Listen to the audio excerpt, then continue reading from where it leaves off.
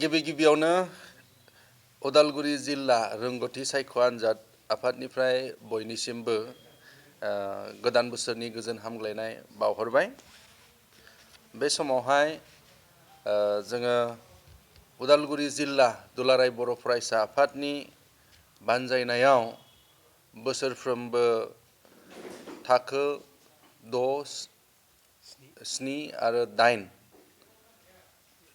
बर' मिडियामाव फरायनाय फरायसुला फरायसुलिफोरनि जि मोनसे रोंगौथि बेखौ आनजाद नायनो थाखाय बोसोरफ्रोमबो खुंबोबाय थानाय रोंगौथि सायख' आनजाद बेखौ सामलायनो थाखाय उदालगुरि जिल्ला दुलाराय बर' फरायसा आफादा दानानै होजानाय उदालगुरि जिल्ला दुलाराय बर' फरायसा आफादा दानानै होनाय रोंगौथि सायख' आनजाद सामलाय आफाद बेनि आंजों लोगोसे दङ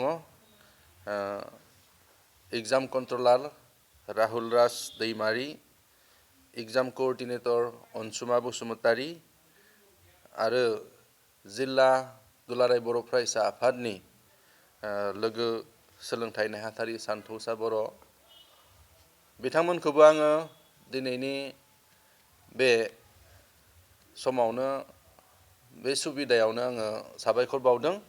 जोंनि आनजादखौ मोजाङै सामलायनायावहाय बिथांमोना गोबां खस्थ' खालामबाय आरो बेजोंनो लोगोसे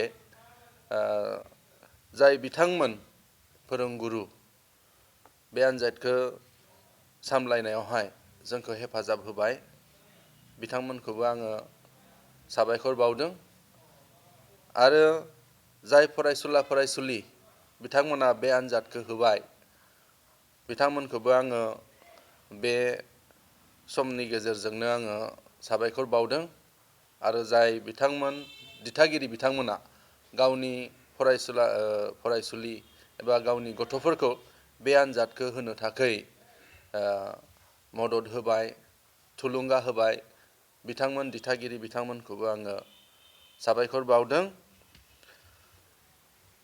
उदालगुरि जिल्ला रोंगौथि सायख' आनजादा रोंगौथि सायख' आनजाद सामलाय आफादा थांनाय डिसेम्बर दाननि 14 अक्ट' सानखालि बे आनजादखौ खुंनाय जादोंमोन। उदालगुरि जिल्लानि सिङाव थानाय गासै 22टा आनसलिकनि गेजेराव 25टा आनजादखुलि बे आनजादखुलियावहाय बे आनजादखौ खुंनाय जादोंमोन आरो बेयावहाय जोंहा उदालगुरि जिल्लानि सिङाव थाखो 6आव 2298 फरायसुला फरायसुलिफ्रा आनजाद होदोंमोन आरो थाखो 7आव 2314 फरायसुला फरायसुलिफ्रा थाखो 7आवहाय रोंगौथि आनजादखौ होदों आरो थाखो 8आव 2249 जन फरायसुला फरायसुलिफ्रा बे आनजादखौ होदोंमोन। दा बे आनजादखौ होनाय फरायसुला फरायसुलिफोरनि गेजेरनिफ्राय जोङो जिल्लानि गेजेराव साबसिन नाम्बार मोननो हानाय फरायसुला फरायसुलिफोरखौ जोङो सायख'नानै दिहुनबाय आरो बे सायख'नानै दिहुननाय आनजादखौ जों दिनै फोसावनो थाखाय लादों। दा गिबियावनो आं फोसावनो थाखाय लादों थाखो 6नि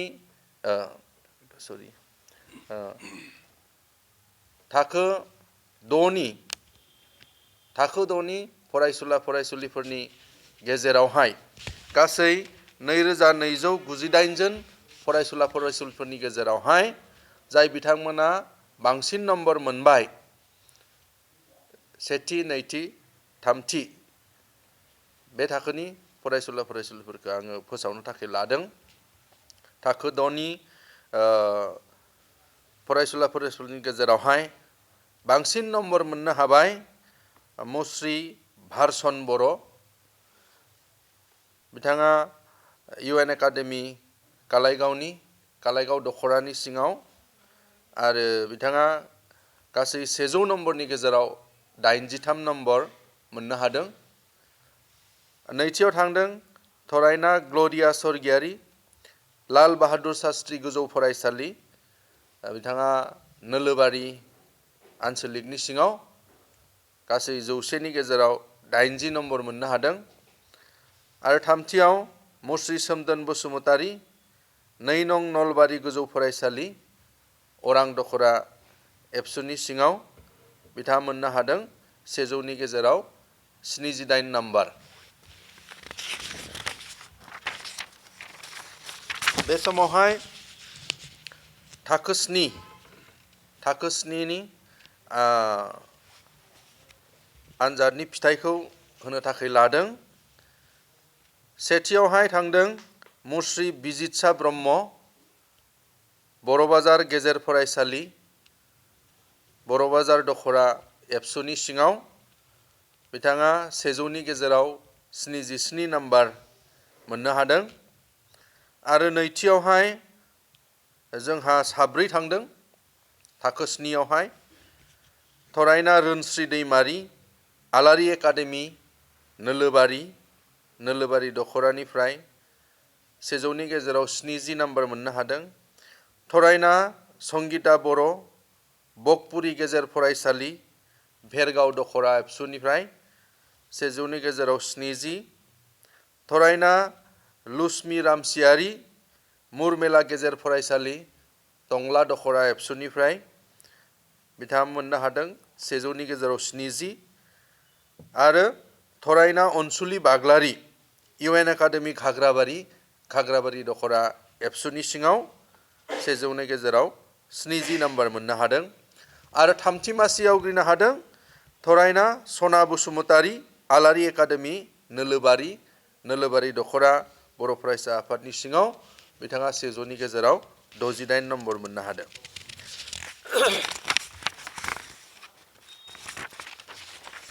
बेनिफ्राय 8 थाखोनि आनजादनि फिथाइखौ होनो थाखाय लादों। थाखो 8नि रोंगौथि सायख' आनजादाव बांसिन नम्बर मोननो हाबाय थरायना रियाना मसाहारि के बरुवा हिन्जावसा गोजौ फरायसालि भेरगाव दखरा एबसुनि सिङाव बिथाङा 100नि गेजेराव 86 नम्बर मोननो हादों। आरो नैथि मासि आवग्रिनो हाबाय थरायना मिजिं बर' इउएन एकाडेमि खाग्राबारि दखरा एबसुनि सिङाव आरो बिथाङा 100नि गेजेराव 81 नम्बर मोननो हादों। आरो थामथि मासि आवग्रिनो हाबाय थरायना पुर्निमा बर' शेखार शंकरदेव मिसन गोजौसिन फरायसालि डिमाकुसि दखरा एबसुनि सिङाव बिथाङा 100नि गेजेरावहाय 80 नम्बर मोननो हाबाय। दा जोबथानायाव जाय बिथांमोन फरायसुला फरायसुलिमोना रोंगौथि सायख' आनजादाव जिरायनानै बांसिन नम्बर मोननानै सेथि नैथि थामथि मासि आवग्रिनो हाबाय बिथांमोन बयबो फरायसुला फरायसुलिमोनखौ आङो रोंगौथि सायख' आनजाद सामलाय आफादनिफ्राय बरायबाय आरो बिथांमोननिसिम गाहाम हामग्लायनाय बावहरबाय आरो बिथांमोन फरायसुला फरायसुलिफोरनि इयुन गोजोन जिउ हास्थायबाय आरो फैबाय थानाय समाव आरोबाव बांसिनहै मोजांसिनहै आवगायलांनो हागोन होननानै आं मिजिं खालामबाय। आरो जोबथानायाव उदालगुरि जिल्ला दुलाराय बर' फरायसा आफादनिसिमबो आङो साबायखर बावदों मानोना बिथांमोना जोंनि बर' बिजोङाव फरायनाय फरायसुला फरायसुलिफोरखौ बेबादि आनजाद खुंनायनि गेजेरजों जोंनि सोलोंनायनि जिउ दावहायाव आवगायलांनो थाखाय गावखौनो साखाफारा खालामलांनो थाखाय बेबादि जि बेबस्थाखौ खालामदों बे बेबस्थाखौ खालामनायनि थाखाय उदालगुरि जिल्ला दुलाराय बर' फरायसा आफादखौबो आङो हामबाय होनदों साबायखर बावदों आरो इयुननि समावबो बेबादि हाबाफारिफोरखौ लालांबाय थागोन होननानै मिजिं खालामना आंनि बुंनायखौ एसेयावनो फोजोबबाय।